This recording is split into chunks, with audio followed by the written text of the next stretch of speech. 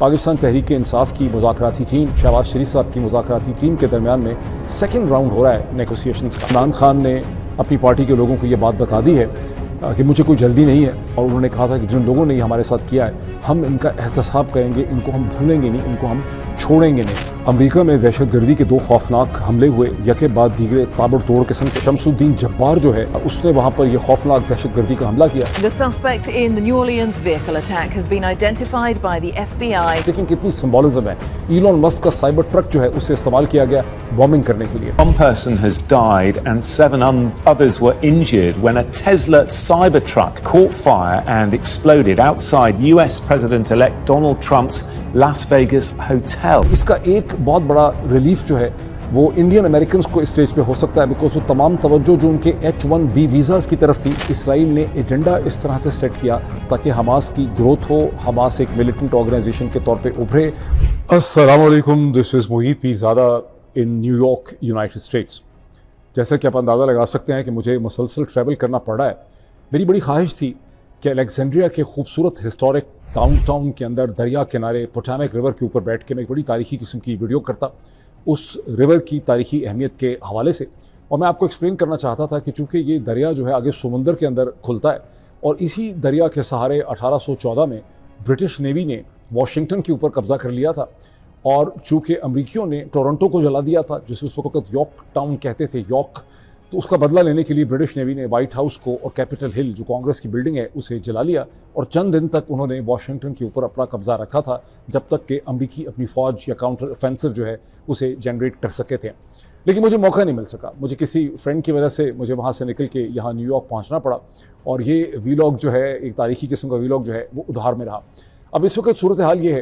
कि यहाँ अमेरिका के ईस्ट कोस्ट में तो 1 जनवरी 2025 जो है उसकी रात है, लेकिन पाकिस्तान में 2 जनवरी 2025 का दिन बहुत भरपूर तरीके से उसका आगाज़ हो चुका है, और बहुत इंपॉर्टेंट डेवलपमेंट्स हैं। सबसे इंपॉर्टेंट डेवलपमेंट वही है जो एन इस वक्त शुरू हो रही है जब मैं बात कर रहा हूँ कि किस तरह से इस्लामाबाद में नेशनल असम्बली के स्पीकर जनाब अयाज सादिक साहब के चैम्बर में पार्लियामेंट में पाकिस्तान तहरीक इंसाफ की मुज़ाकराती टीम और PDM-2 गवर्नमेंट शहबाज शरीफ साहब की मुज़ाकराती टीम के दरमियान में सेकंड राउंड हो रहा है नेगोशिएशंस का। इसके लिए पाकिस्तान तहरीक इंसाफ ने एक बहुत powerful 5 member committee Imran Khan ने तश्कील दी थी चंद दिन पहले। पहला राउंड भी हुआ था एक हफ़्ता पहले, और इस टीम को लीड कर रहे हैं leader of the opposition in the parliament जनाब उमर अयूब साहब। उनके साथ हैं खैबर पख्तूनख्वा के चीफ मिनिस्टर जनाब अली अमीन घंडापुर। उनके साथ हैं पाकिस्तान तहरीक इंसाफ के जनरल सेक्रेटरी जनाब सलमान अकरम राजा साहब। उनके साथ हैं जनाब साहिबजादा हामिद रज़ा साहब, जिन पे इमरान खान बहुत ट्रस्ट करते हैं, उनको करना भी चाहिए, बड़े सच्चे आदमी हैं। उसके अलावा और बहुत सिंसियर हैं इमरान खान के साथ। मैं बाकी किसी के बारे में कहूँ ना कहूँ, उनके बारे में मैं कह सकता हूँ कि इमरान खान के साथ उनकी बहुत ही डेडिकेशन है। उसके अलावा उसमें असद कैसर साहब हैं। शहबाज शरीफ साहब ने एक 9 मेंबर की कमेटी जो है वो तश्कील दी है इन मुज़ाकरात के लिए, जिसे हेड कर रहे हैं उनके ख़ानदान के समधी पाकिस्तान के फ़ॉरेन मिनिस्टर और इंटरिम प्राइम मिनिस्टर जनाब इसाक डार साहब। तो अब इसका क्या रिजल्ट निकलता है ये, और इस पर थोड़ा सा मज़ीद भी मैं कमेंट करूँगा। इसके अलावा जो बहुत इंपॉर्टेंट डेवलपमेंट है, कुरम डिस्ट्रिक्ट और एजेंसी के अंदर जो वॉरिंग ट्राइब्स थे दोनों, उन दोनों के दरमियान में बिल आखिर सुलह हो गई तकरीबन 3-4 हफ्ते की इस जंगो जदल के बाद, जिसमें कहा जाता है कि 130 सरकारी तौर पर एडमिट किया जाता है कि 130 जानें ज़ाया हुई हैं। गैर सरकारी तौर पर लोग कहते हैं कि कम से कम 400 से ज़्यादा लोग जो हैं इसमें हलाक हुए, जाँ बहक हुए, और 7 पेजेस का 14 नुकाती एक यहाँ पर एजेंडा और एग्रीमेंट जो है वो तय पा गया है। इसके अलावा जहाँ ये एक वायलेंस थी, पॉलिटिकल वायलेंस थी, और इस हवाले से मैं मज़ीद बात करना चाहता हूँ, वहाँ गुज़श्ता 24 घंटों में न्यू ईयर की ईव में 2025 के आगाज़ में और 2024 के इख्तिताम में, बल्कि आप कहिए कि 2025 के शुरू होते ही पहले घंटों से अमेरिका में ताबड़तोड़ दहशतगर्दी के यके बाद दीगरे 2 हमले हुए हैं। लिटरली 12 घंटे के अंदर अंदर एक हमला हुआ न्यू ऑर्लियंस के फ्रेंच क्वार्टर में, साउथ में लुजियाना में, जहाँ एक ट्रक ड्राइवर जो एक्स अमेरिकन आर्मी वेटरन था और बदकिस्मती से वो मुसलमान या इस्लाम कबूल कर चुका था ग़ालिबन 1 साल पहले, शमसुद्दीन जब्बार जो है उसने वहाँ पर यह खौफनाक दहशतगर्दी का हमला किया, जिसके नतीजे में 10 लोग जाँ बहक हुए, 35 से ज़्यादा लोग जो हैं वहाँ पे ज़ख्मी हैं। और दूसरा हमला जो है वो ट्रंप होटल जो है लास वेगस के बुलेवर्ड में वहाँ पर हुआ, जहाँ पर एक इलॉन मस्क का साइबर ट्रक, देखें कितनी सिंबॉलिज्म है, इलॉन मस्क का साइबर ट्रक जो है उससे इस्तेमाल किया गया बॉम्बिंग करने के लिए। इन दोनों चीज़ों की अहमियत क्या है, इस दहशतगर्दी से कौन फ़ायदा उठाना चाह रहा है, दहशतगर्दी कौन कराता है और क्यों कराता है, ये भी इस वक्त मेरे जहन में एक सवाल है, और मैं ये सवाल आप सबके सामने कुछ तफसीलात के साथ रखना चाहूँगा। मुझे ऑफ कोर्स पता नहीं है, लेकिन मैं कुछ एग्जांपल ज़रूर आपके सामने रखना चाहूँगा to help explain this thing कि दहशतगर्दी कौन कराता है, क्यों कराता है, उसके अगराज़ व मकासद जो हैं वो किस किस्म के होते हैं। इसके अलावा एक बड़ी सादा सी सिंपल सी भी एक डेवलपमेंट हुई है गुज़िश्ता 24 घंटों में जो बहुत इंटरेस्टिंग है, और वो डेवलपमेंट्स और भी बहुत सी हैं जिनका मैं जिक्र करूंगा, लेकिन ये चूँकि बहुत आसान डेवलपमेंट है, इस पर कमेंट करना बड़ा आसान है। हॉलीवुड के दो मशहूर अदाकारा और अदाकार जिनसे आप वाकिफ़ हैं, एंजेलिना जोली और ब्रैड पिट जो हैं, जिनके दरमियान 8 साल से तलाक के मामला सेटल हो रहे थे, वो फाइनली बेचारों की तलाक जो है वो सेटल हो गई है। जो चीज़ मुझे इसमें इंटरेस्टिंग लगी, जिस वजह से मैं ये कमेंट कर रहा हूँ, कि मैंने देखा कि शादी उनकी सिर्फ चली 1.5-2 बरस। 2014 में मिस्टर एंड मिसेस स्मिथ की फिल्म की कामयाबी के बाद दोनों को ऐसी मोहब्बत हुई कि फौरी तौर पर शादी का फैसला कर लिया। वो शादी 2 साल पूरी ना कर सकी, लेकिन उस शादी से जान छुड़ाते छुड़ाते उन्हें 8 साल लग गए। यही वजह है कि अमेरिका में बहुत से लोग अब मोहब्बत तो करते हैं लेकिन शादी नहीं करते, क्योंकि शादी से निकलना जो है वो बहुत मुश्किल हो जाता है। अब चलते हैं पाकिस्तान की पॉलिटिकल डेवलपमेंट्स की तरफ। अब मुज़ाकरात से हम आगाज़ कर लेते हैं। अब ये मुज़ाकरात का जो सेकंड राउंड शुरू हो रहा है अयाज सादिक साहब के चैम्बर्स में, पार्लियामेंट में, इसका क्या आउटकम निकलता है वो तो चंद घंटों में इसकी तफसीलात हमारे सामने आ सकेंगी, फिर हम इस पर बहुत बेहतर तौर पे एक जजमेंट या असेसमेंट कर सकेंगे। लेकिन अभी तक की सूरत हाल ये है कि दोनों साइड्स, पाकिस्तान तहरीक इंसाफ भी और PDM2 गवर्नमेंट जो है, वो दोनों बड़ा कूल प्ले करने की कोशिश कर रहे हैं, और दोनों ये तासुर दे रहे हैं कि उनको इन मुज़ाकरात के आउटकम से कोई बहुत ज़्यादा परेशानी नहीं है, और दोनों जो हैं वो बड़े अनकंसर्नड हैं, परेशान बिल्कुल भी नहीं है। इमरान खान की तरफ से पाकिस्तान तहरीक इंसाफ को एक उनके हलके जो है वहाँ पर ये खबर गर्दिश कर रही है कि इमरान खान ने अपनी पार्टी के लोगों को ये बात बता दी है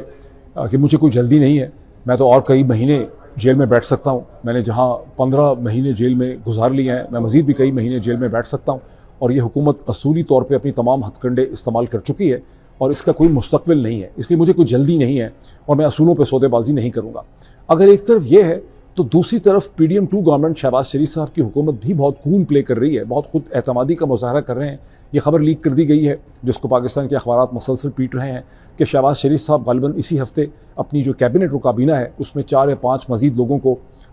उसमें इंडक्ट कर रहे हैं, अपनी कैबिनेट को एक्सपैंड कर रहे हैं। उसमें डॉक्टर सैयद तौकीर शाह साहब का, जो इससे पहले उनके प्रिंसिपल सेक्रेटरी रह चुके हैं, civil services of Pakistan district management group से हैं, और इस वक्त वर्ल्ड बैंक की एक इंपॉर्टेंट पोजीशन में वाशिंगटन में ही हैं, उनका भी नाम लिया जा रहा है। उसके अलावा डॉक्टर तारिक फजल चौधरी साहब का नाम लिया जा रहा है। उसके अलावा बैरिस्टर अकील मलिक साहब जो हैं उनका नाम लिया जा रहा है। बैरिस्टर अकील मलिक ने तो कंफर्म भी किया है कि उनको एक कैबिनेट पोजीशन जो है वो ऑफ़र की गई है। तौकीर शाह का भी बताया गया कि वो वाशिंगटन से इस वक्त पाकिस्तान बुलाया था उनको, शहबाज शरीफ साहब ने सलाह मशवरा करने के लिए, उनसे भी बात हुई है। तौकीर शाह इसको ज्वाइन करते हैं नहीं ज्वाइन करते ये अलग बात है। उसके अलावा हनीफ अब्बासी साहब का नाम लिया जा रहा है, और उसके अलावा जनाब तलाल चौधरी साहब का नाम लिया जा रहा है। तो अगर ये बात, अच्छा, अब इसके बारे में 2 किस्म के व्यूज़ हैं। एक तो इसका व्यू ऑफ कोर्स PMLN के जो हल्के हैं वो तो कह रहे हैं कि हुकूमत को चूँकि परेशानी कोई नहीं है, यानी यहाँ पे इंडिकेशन ये है कि शहबाज शरीफ साहब को अगर कोई परेशानी होती तो इस मौके पर वो अपनी कैबिनेट को कैसे एक्सपेंड करते। दूसरी तरफ से पाकिस्तान तहरीक इंसाफ के जो लोग हैं वो इसको देखते हैं कि यहाँ पर एक ओवर कॉन्फिडेंस का प्ले किया जा रहा है कि हमें परेशानी कोई नहीं है। अब ये तो बाद में पता चलेगा, लेकिन मुझे लगता ही है कि डॉक्टर सैयद तौकीर शाह साहब बहुत ही इंटेलिजेंट हैं। अगर ये हुकूमत उनको लग रहा होगा कि बिल्कुल जारी है तो शायद इसके ज्वाइन ना करें। इसके साथ ही मैं देखता हूँ कि खालिद खुर्शीद साहब को गुज़िश्ता 24-37 घंटों में गिलगित बल्तिस्तान के जो फॉर्मर चीफ मिनिस्टर थे, उन्हें जिस तरह से 34 बरस की सज़ा सुनाई गई है इंतहाई फजूल किस्म के केस के ऊपर, और सिर्फ इस वजह से कि उन्होंने जो वो एक उसके ऑप्टिक्स जो हैं वो मुझे बड़े डिस्टर्बिंग नज़र आते हैं इस मौके पे। क्योंकि अगर आप एक सुलह की तरफ बढ़ना चाह रहे हैं, आप बातचीत करके मसाइल का हल निकालना चाह रहे हैं, तो उस मौके पे आप इतने एक इम्पॉर्टेंट पाकिस्तान तहरीक इंसाफ के इमरान खान के सपोर्टर जो हैं, जो GB के फॉर्मर चीफ मिनिस्टर हैं, बहुत ही हरदल अजीज़, बहुत पॉपुलर, उनको आप 34 बरस की सज़ा जो है वो सुना देते हैं। और उसकी वजह भी खुद भी बताई है खालिद खुर्शीद साहब ने, समझ भी आती है कि चूँकि उन्होंने उस वक्त की पोजीशन ले ली थी कि जिस तरह से GB की पार्लियामेंट को, नेशनल असम्बली को बंद कर दिया गया था, ताले लगा दिए गए थे, और उन्होंने कहा था कि जिन लोगों ने ये हमारे साथ किया है हम इनका एहतसाब करेंगे, इनको हम भूलेंगे नहीं, इनको हम छोड़ेंगे नहीं। मुझे 34 साल की कैद की सजा सुनाई गई है। वजह क्या है? मैंने तकरीर में कहा, जब अगर अल्लाह ने हमें दोबारा इक़्तिदार दिया तो उन सब कैरेक्टर्स का, किरदारों का, जिन्होंने MLAs को डिफेक्शन पे मजबूर की, जिन्होंने असेंबली ताले लगाए, वो जो मर्जी हो, जिस मर्जी इदारे का हो, उसको कानून के कठेरे में खड़ा करेंगे। और ये मैं दोबारा ऐलान करता हूं, आप मुझे इसके ऊपर एक और सजा दें। बॉटम लाइन ये है कि मुझे इन मुज़ाकरात के ऑप्टिक्स कोई बहुत ज़्यादा प्रॉमिसिंग या पॉजिटिव नज़र नहीं आते। या तो फिर आप इसको इस तरह से कह सकते हैं जिस तरह से अमरीकी कहा करते थे अफ़गानिस्तान में ट्रंप के आने से पहले, जब ये था कि अफ़गान तालिबान के साथ वो लड़ भी रहे थे और मसलसल बात भी कर रहे थे, और उसको वो कहते थे talk talk fight fight, fight fight talk talk. तो या तो यहाँ पर ऐसे लग रहा है कि PDM और शरीफ जरदारी आसिम रजीम जो है उनकी स्ट्रेटजी है टॉक टॉक फाइट फाइट। बहरहाल जो भी पता चलेगा चंद घंटों में हम इस पर बेहतर कमेंट कर सकेंगे। अब मैं थोड़ा सा इसकी तरफ आ जाएं कि एक पॉजिटिव चीज़ जो ग़الباً सबसे पॉजिटिव चीज़ हुई है गुज़िश्ता 24-36 घंटों में या 48 घंटों में पाकिस्तान की तारीख़ में, कि 3-4 हफ्ते से जो झगड़ा चल रहा था दो ट्राइब्स के दरमियान में, जिसके नतीजे में 100 से ज़्यादा आप कह सकते हैं कीमती जानें ज़ाया हैं कुरम में, वहाँ पर एक पीस एग्रीमेंट हो गया।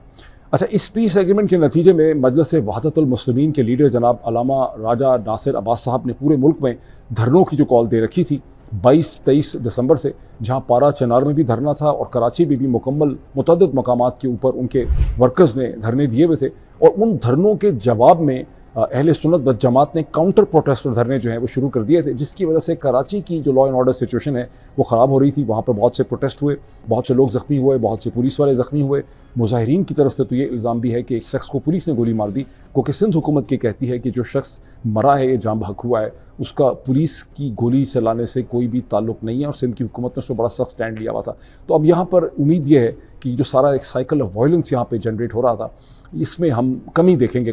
या मुकम्मल खात्मा भी हम इसका देख सकते हैं। अब जहाँ हम ये देखते हैं कि ये तो बड़ी अच्छी बात है कि ये दोनों ट्राइब्स के दरमियान में एक सेटलमेंट हो गई है, लेकिन एक बड़ा तीखा और पेनफुल क्वेश्चन आपके जहनों में रहता है कि आखिर इन तमाम चीज़ों से फ़ायदा कौन उठाता है। हमें ठीक तरह से नहीं पता, मैं इसकी तफसीलात में नहीं जाऊँगा, लेकिन मैं आऊँगा इसी क्वेश्चन को लेकर कि दहशतगर्दी कौन कराता है और दहशतगर्दी से कौन फ़ायदा उठाता है, ये दहशतगर्दी को कैसे इस्तेमाल किया जाता है एजेंडा सेटिंग के लिए, स्ट्रेटिजिक अपने ऑब्जेक्टिव्स को हासिल करने के लिए। गुज़िश्ता 24 घंटों में अमेरिका में दहशतगर्दी के 2 खौफनाक हमले हुए, यके बाद दीगरे ताबड़तोड़ किस्म के। पहला हमला साउथ में लुजियाना में न्यू ऑरलियंस का जो शहर है, बहुत ही तारीखी, बहुत ही खूबसूरत शहर है, बहुत टूरिस्ट अट्रैक्शन है। वहाँ के जो फ्रेंच क्वार्टर्स हैं, जहाँ बहुत बड़ी तादाद में सुबह के 3 बजे बार्स में से लोग निकल रहे थे न्यू ईयर में, वहाँ पर एक ट्रक एक शख्स लेकर क्राउड्स के ऊपर ऑब्स्टिकल्स को तोड़ता हुआ उसके ऊपर चढ़ गया, और उसके बाद जब उसका ट्रक टकरा के रुक गया तो उसने ऑटोमेटिक वेपन्स निकाले, बंदूकें वगैरह, फायरिंग, सब मशीन गन निकाली और लोगों पे फायर करना शुरू कर दिया, जिसके नतीजे में 10 लोग तो वहीं पे जाम बहक हुए और 35 से ज़्यादा लोग जो हैं वो ज़ख्मी हैं। उसके बाद पुलिस एनकाउंटर में ये शख्स जो है वो मारा गया। चंद घंटे के बाद की खबर आई कि उसे आइडेंटिफाई कर लिया गया है। वो एक US आर्मी का वेटरन है, उसका नाम जो है वो शमसुद्दीन जब्बार है। ये पैदा मुसलमान नहीं हुआ था, टेक्सास में इसकी पैदाइश हुई, लेकिन 1 साल से ये इस्लाम में कन्वर्ट हो रहा था, नाम इसका चेंज हो गया, इस्लाम में इसकी कन्वर्जन हो रही थी या कन्वर्ट हो चुका था, कुछ इस किस्म का मामला है। The suspect in the New Orleans vehicle attack has been identified by the FBI as a 42-year-old Army veteran from Texas. The subject has been identified as 42-year-old Shamsuddin Jabbar, a US-born citizen from Texas. अच्छा, अब इस वाक़े के बाद ज़ाहिर है कि एक नई डिबेट जो है वो शुरू हो गई, और इसके नतीजे में जो मेक अमेरिका ग्रेट अगेन और ट्रंप का जो फॉलोअर बेस है उसने फौरी तौर पे बहस छेड़ दी है कि सारी की सारी दहशतगर्दी जो क्रॉस अटलांटिक वर्ल्ड्स में बरतानिया, यूरोप से लेकर अमेरिका तक हो रही है, उसका इल्ज़ाम तो खौमखा न्यू फैशिस्ट या न्यू नाजीज़ पे लगाया जाता है या वाइट सुप्रीमिस्ट पे लगाया जाता है। दर हकीकत ये सारी की सारी जो दहशतगर्दी है ये मुसलमान करते हैं, ये दहशतगर्दी जो है ये स्याह फाम लोग करते हैं, ये ब्लैक अमेरिकन या स्याह फाम लोग जो हैं ये दहशतगर्दी करते हैं। अभी मज़ीद में आता हूँ जो कुछ हुआ लास वेगस में उसकी तरफ, लेकिन इसका एक बहुत बड़ा रिलीफ जो है वो इंडियन अमेरिकन को इस स्टेज पे हो सकता है, बिकॉज वो तमाम तवज्जो जो उनके H-1B वीज़ाज़ की तरफ थी और यहाँ जो उनका मजाक उड़ाया जा रहा था। मैं आपको एक वीडियो और एक ट्वीट दिखाता हूँ जिसमें एक ट्रेन जा रही है, उसमें बेचारे हिंदुस्तानी कहीं ट्रेन में जा रहे हैं और यहाँ पर ये किट लगाई जा रही थी कि ये सारे के सारे H-1B वीज़ा के ज़रिए जो है ये अमेरिका के अंदर दाखिल हो रहे हैं।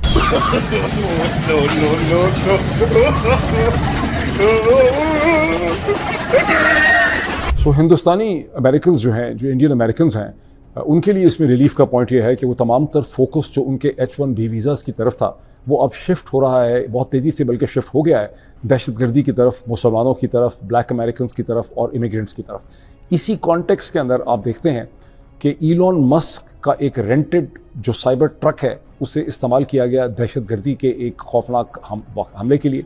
जहाँ पर ट्रंप होटल, सिंबॉलिज्म देखें इसकी, ईलॉन मस्क का साइबर ट्रक उसे रेंट किया गया और ट्रंप का जो होटल है लास वेगस के बुलेवर्ड के ऊपर, वहाँ पर उसको फाड़ा गया, उसका धमाका हुआ। उसके कुछ विजुअल तो खैर मैं शायद ना दिखा सकूँ आपको, लेकिन उसकी दूसरी तस्वीरें वगैरह जो मैं आपको दिखा सकता हूँ। इलॉन मस्क ने फौरी तौर पर उसकी वजाहत दी, उन्होंने ट्वीट किया, उन्होंने कहा कि ये ट्रक का कोई टेक्निकल एरर बिल्कुल भी नहीं है। ट्रक की जो टेलीमेट्री के सिग्नल्स टेस्ला, क्योंकि हर ट्रक से टेलीमेट्री के सिग्नल्स वापस आते हैं टेस्ला हेडक्वार्टर्स को, उससे पता चलता है कि ट्रक में किसी किस्म की माल फंक्शनिंग नहीं हुई। और जाहिर है कि पुलिस ने, FBI ने कंफर्म कर दिया है कि ट्रक के अंदर बहुत बड़ी जो हैवी क्वांटिटी थी आतशी किस्म के, यानी एक्सप्लोसिव्स उस पर रखे गए थे, और ये एक डेलिब्रेट एक्ट ऑफ टेररिज्म था जिसमें एक शख्स हलाक हुआ है, गालिबन 2 लोग जो हैं वो ज़ख्मी हुए हैं। हलाक और ज़ख्मी तो इतने नहीं हुए, लेकिन इसका खालिस्तन एक सिंबॉलिक एक्ट है। अब आप देख सकते हैं कि अभी डोनाल्ड ट्रंप ने 20 तारीख को एज अमेरिकन प्रेसिडेंट उन्होंने हलफ लेना है। उससे पहले कोई अनदेखे हाथ जो हैं वो एक एजेंडा सेट कर रहे हैं दहशतगर्दी की तरफ, मुसलमानों की तरफ, ब्लैक अमेरिकन की तरफ और इमिग्रेंट्स की तरफ। जैसे ही ये हुआ है तो डोनाल्ड ट्रंप ने खुद भी ट्वीट किया और उनके साहिबजादे जो हैं उन्होंने भी ये ट्वीट करके कहा है कि ये लोग, ये इमिग्रेंट्स जो हैं, ये मतलब डोनाल्ड ट्रंप पहले ठीक कहते थे और इमिग्रेंट्स के ऊपर उसका सारा मलबा जो है वो डाल दिया गया है। हालांकि वो पहले ट्वीट कर चुके थे और उसके बाद ये बात क्लियर हुई है कि जिस शख्स ने और न्यू ऑरलियंस के अंदर दहशतगर्दी की है वो इमिग्रेंट नहीं था, वो अमेरिकन बॉर्न था, और उसने इस्लाम भी अभी हाल ही में कुछ जुम्मा 8 दिन 1 साल पहले कहीं उसकी इस्लाम के साथ कन्वर्जन हुई। लेकिन एजेंडा सेटिंग जो है वो यहाँ पर हो रही है। दूसरी तरफ डिबेट हो रही है कि इस्लाम जो है वो कंपैटिबल नहीं है अमेरिका की वैल्यूज़ के साथ। अब सवाल ये उठता है कि ये एजेंडा कौन सेट कर रहा है। मुझे नहीं पता कि एजेंडा कौन सेट कर रहा है, आपको भी नहीं पता, लेकिन मैं एक बहुत इंटरेस्टिंग एग्जांपल जो है वो आपके सामने रखता हूँ, क्योंकि एजेंडा तो कोई सेट कर रहा है इस स्टेज के ऊपर, ये वैसे ही तो नहीं हुए वाक़यात। अब ये बात बिल्कुल ब्लैक एंड वाइट में पब्लिश हो चुकी है, ब्लैक एंड वाइट में तस्लीम कर ली गई है कि हमास को 1980s से, जब से हमास बनी 1987 से, इसराइली इंटेलिजेंस मुख्तलिफ़ तरीक़ों से हमास को फैसिलिटेट करती रही। ना सिर्फ ये कि आखिरी दिनों में, आखिरी कई सालों में कतर जो है वो $15 मिलियन हमास को देता था, लेकिन ये कतर डायरेक्टली हमास को ये पैसे नहीं देता था, बल्कि कतर ये पैसे इसराइलियों को, इसराइली इंटेलिजेंस को देता था इन कैश, अमेरिकन डॉलरों में, और वो इन कैश ये पैसा काउंट करके हमास को देते थे और इस पूरी की पूरी फाइनेंशियल एक्टिविटी को इसराइली हुकूमत फैसिलिटेट करती थी। और उसके बारे में नेतन्याहू की एग्जांपल ये थी, कहना ये था कि हम हमास की मदद इसलिए करते हैं, कि उन्होंने एक्सप्लेनेशन दी है अपने इसराइली कुलीग्स को, ये इसराइली कैबिनेट को, ये लोगों को दी है उन्होंने एक्सप्लेनेशन, क्योंकि ये मदद करने से हमें पैलेस्टीनियन अथॉरिटी और PLO के साथ 2 स्टेट सोल्यूशन के ऊपर डायलॉग नहीं करना पड़ता। In other words, 2 state solution को दूर रखने के लिए, उससे जान छुड़ाने के लिए हमास को कल्टिवेट किया गया। लेकिन ये हमास की कल्टिवेशन को गुज़िश्ता 8, 10, 15 साल की नहीं है। अब तो ऐसी इन्फॉर्मेशन भी सामने आ रही है। मैं कोशिश करता हूँ कि बाज़ स्क्रीनशॉट्स आपके साथ शेयर करूँ कि शेख अहमद यासीन की जो ऑर्गेनाइजेशन थी मुजामा अल इस्लामी, जिसे हमास का प्रिकर्सर समझा जाता है, उसको भी इसराइली इंटेलिजेंस फंडिंग भी करवाती रही, डायरेक्टली इनडायरेक्टली उसको फैसिलिटेट करती। ये बड़ी सोफिस्टिकेटेड किस्म की प्लानिंग होती है। इसका मतलब ये नहीं है कि शेख अहमद यासीन जो हैं वो इसराइल के एजेंट थे या हमास के लीडर्स इसराइल के एजेंट थे, लेकिन इसराइल ने एजेंडा इस तरह से सेट किया ताकि हमास की ग्रोथ हो, हमास एक मिलिटेंट ऑर्गेनाइजेशन के तौर पे उभरे। उसका एजेंडा इस किस्म का हो कि उससे पॉलिटिकल डायलॉग ना हो, पॉलिटिकल डायलॉग का रास्ता बंद हो जाए, ताकि हमें 2 स्टेट सोल्यूशन के ऊपर मगरब का, अमेरिका का, यूरोप का, ख़ास करके जो दबाव अक़वाम मुत्तहिदा का हमारे ऊपर आता है, उसका हम रास्ता जो है वो रोक सकें। और ये हक़ायक़ अब कोई मिडिल ईस्टर्न या मुस्लिम वेबसाइट्स के ऊपर ही खाली पब्लिश नहीं हो रहे हैं कि आप कहें कि विकीपीडिया में छप गए। अभी चंद दिन पहले जब मैं बॉब वुडवर्ड की किताब वॉर, जो यूक्रेन और गाज़ा की जंग के तनाज़ुर में लिखी गई, उसको मैं पढ़ रहा था, तो वहाँ पर बॉब वुडवर्ड ने भी इसके ऊपर कई पैराग्राफ लिखे हैं कि किस तरह से नेतन्याहू ने हमास को इस्तेमाल किया ताकि PLO के साथ उनको नेगोशिएशन जो है वो ना करनी पड़े। और अब जो PLO की पैलेस्टीनियन एडमिनिस्ट्रेशन PA है, उसके क्या हालात हैं? उसके ये हालात कर दिए हैं इसराइल ने कि गुज़िश्ता 24 घंटों में PA ने वेस्ट बैंक में अल जज़ीरा की ब्रॉडकास्ट के ऊपर पाबंदी लगा दी है। पाबंदी लगाते हुए कहा गया है कि ये एक टेम्प्रेरी मेजर है, लेकिन उसमें कोई एंडिंग डेट नहीं दी गई है। 1 हफ़्ते, 2 हफ़्ते, 5 हफ़्ते के लिए पाबंदी लगाई गई है। बैकग्राउंड उसका क्या है, क्यों लगाई पाबंदी? वो इसलिए कि अल जज़ीरा ने ज़ाहिर उसको बड़ा कंडेम किया है। और कॉन्टेक्स्ट और बैकग्राउंड ये है कि अल जज़ीरा जो रिपोर्टिंग कर रहा है कि जनीन के कैंप में इसराइली फ़ौज पैलेस्टीनियंस को वेस्ट बैंक के अंदर, जो PA की एडमिनिस्ट्रेटिव एरिया है, उनको जिस तरह से ट्रीट कर रही है इसराइली फ़ौज, उसके ऊपर मसलसल अल जज़ीरा जो है वो अरबिक के अंदर रिपोर्टिंग करता है। और पैलेस्टीनियन एडमिनिस्ट्रेशन का कहना यह है कि अल जज़ीरा की जो रिपोर्टिंग और जो ब्रॉडकास्ट हैं वो अमन के लिए बहुत ज़्यादा ख़तरनाक है। अब जहन में ये रखें कि मई में इसराइली हुकूमत ने अल जज़ीरा की ब्रॉडकास्ट के ऊपर पाबंदी लगा दी थी मई 2024 के अंदर 5वें महीने में, और उनके ब्यूरो को भी उसके बाद इसराइली फ़ौज ने सितंबर में जाके बंद कर दिया था। अब जो इसराइली फ़ौज चाहती है वही पैलेस्टीनियन एडमिनिस्ट्रेशन कहने में आज़ाद है, लेकिन वही पैलेस्टीनियन एडमिनिस्ट्रेशन और PLO करते हैं। दूसरी तरफ से गाज़ा में जो पैलेस्टीनियन सेंट्रल स्टैटिस्टिकल ब्यूरो है उसने एक रिपोर्ट इशू की है जो दुनिया भर के अखबारात ने इंक्लूडिंग पाकिस्तानी अखबारात ने उसे पब्लिश किया है, और वो रिपोर्ट की कहती है कि गाज़ा में जो पॉपुलेशन टोटल है वो उस पर 6% कमी हो गई है, और वहाँ की अब आबादी जो है वो 2 मिलियन या 2.21 मिलियन के करीब रह गई है। 1,60,000 उसमें कमी हो गई है जब से 7 अक्टूबर का कॉन्फ्लिक्ट जंग जो है वो शुरू हुई। 1 लाख लोग नकल मकानी करके चले गए हैं, इमिग्रेट कर गए हैं, दौड़ गए हैं टुवर्ड्स ईजिप्ट दुनिया भर में, और 55,000 जो हैं वो तकरीबन उनको प्रिज्यूम किया जा रहा है वो डेड हैं। 45,500 की जो डेथ्स, जिसमें बहुत बड़ी तादाद में बच्चे औरतें हैं, उनकी डेथ्स तो कंफर्म कर चुकी है वहाँ की अथॉरिटीज़, हेल्थ अथॉरिटीज़, और 11,000 जो हैं वो गुमशुदा हैं और उनके बारे में प्रिज्यूम्ड हैं कि वो मलबे के नीचे जो हैं वो दफन हो चुके हैं। अब पिछला मेरा आपको वीलॉग याद होगा कि पाकिस्तान के बारे में मैंने आपको कहा कि 2025 में जहाँ डेमोक्रेसी की, मैं खाली हर चीज़ की बात नहीं कर रहा कि जहाँ इकनॉमिक्स की डिबेट हो रही है, मईशत की डिबेट हो रही है, मुस्तकबिल की डिबेट हो रही है, या कहीं आर्टिफिशियल इंटेलिजेंस की डिबेट हो रही है, नहीं, खालिस्तन जहाँ डेमोक्रेसी के हवाले से असेसमेंट की गई है 2024 की और 2025 की, वहाँ दुनिया के हर मुल्क को डिस्कस किया गया है जहाँ 2024 में इंतखाबात हुए, वो हिंदुस्तान हो, वो इंडोनेशिया हो, वो वियतनाम हो, वो थाईलैंड हो, वो श्रीलंका हो, वो बांग्लादेश की ट्रांजिशन है, लेकिन वहाँ पर पाकिस्तान के बारे में किसी किस्म की डिस्कशन नहीं मिलती। मैंने आपको कहा था कि वाहिद जो पब्लिकेशन है रीजनल या इंटरनेशनल सिग्निफिकेंस की जिसने पाकिस्तान को डिस्कस किया है वो अल जज़ीरा ही है। तो आपको समझ आ सकती है कि अल जज़ीरा किस तरह से जो एक कंसेंसस है इंटरनेशनल मेन स्ट्रीम मीडिया का, उसको अल जज़ीरा जो है वो डिफ़ाई करता है। मैं आपको बहुत इंटरेस्टिंग एक एग्जांपल देता हूँ, बाकायदा मैं आपको स्क्रीन पे दिखाने की कोशिश करता हूँ। रॉयटर्स जो इंटरनेशनल खबर रसा एजेंसी है, 24 दिसंबर को डेमोक्रेसी के हवाले से उसका एक एनालिसिस और आर्टिकल छपा जिसका उन्वान है democracy heads into 2025 bloodied but unbound. मतलब यह है कि जमहूरियत जो है वो 2025 में दाखिल हो रही है, ज़ख्मी है, खून निकला हुआ है उसको, लेकिन उसने सरेंडर नहीं किया। मैंने बहुत शौक़ से ये आर्टिकल पढ़ा जो उनके इंटरनेशनल अफेयर्स के एडिटर हैं मार्क बेनेडिश, उनका ट्विटर नहीं है, मतलब वो इस्तेमाल नहीं कर रहे, ख़त्म कर दिया उन्होंने इस्तेमाल करना, वरना मैं सोच रहा था कि मैं उनको ट्वीट करके पूछता कि हजूर वाला इस उन्वान के नीचे तो सबसे इम्पोर्टेंट अगर कोई मुल्क बनता था तो वो दुनिया का 5वां बड़ा मुल्क और दुनिया का दूसरा बड़ा मुस्लिम मुल्क पाकिस्तान बनता था, जहां 250 मिलियन की आबादी 25 करोड़ लोग जो हैं उन्होंने जमहूरियत की अपनी एक स्ट्रगल में ये साबित कर दिया कि हमने हथियार नहीं डाले, और वो कोई इस्लामिज़म के लिए नहीं खड़े, इंतहा पसंदी के लिए नहीं खड़े, वो जमहूरी वैल्यूज़ के लिए, इंसानी हकूक़ के लिए, फ्रीडम ऑफ एक्सप्रेशन के लिए, अपने पॉलिटिकल राइट्स के लिए खड़े हैं। लेकिन आप खैर मार्क बेनेडिक्ट ने जिक्र ही नहीं किया, पाकिस्तान का एक लाइन में भी उन्होंने जिक्र नहीं किया। यही सूरत हाल इकोनॉमिस्ट की है, यही सूरत हाल न्यूयॉर्क टाइम्स की है, यही सूरत हाल फाइनेंशियल टाइम्स की है। तो ये एक है सूरत, अल जज़ीरा ने ही सिर्फ उसे डिस्कस किया था। अभी इतना ही, फिर मैं कहीं और पहुँचता हूँ, मज़ीद बात करता हूँ आपसे। Thank you.